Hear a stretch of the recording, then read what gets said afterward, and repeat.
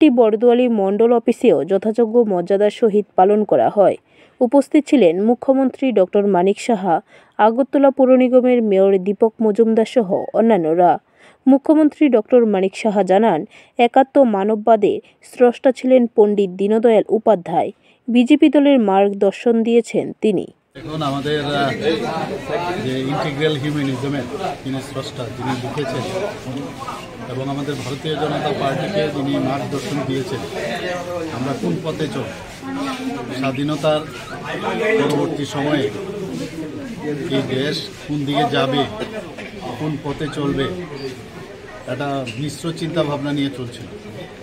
কিন্তু পরবর্তী সময়ে আমাদের পণ্ডিত দীনদয়ালজি উনি বললেন যে না, এইভাবে হবে না, আমাদের কৃষ্টি সংস্কৃতি আমাদের দেশে সেটাকে সামনে রেখে আমাদের চলতে হবে।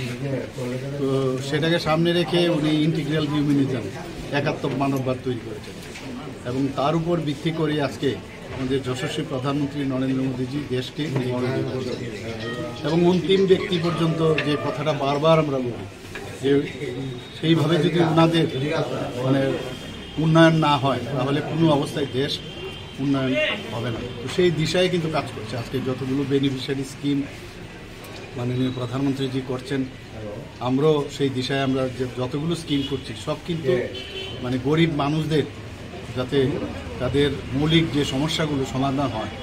ব্যুরো রিপোর্ট, খবর ত্রিপুরা।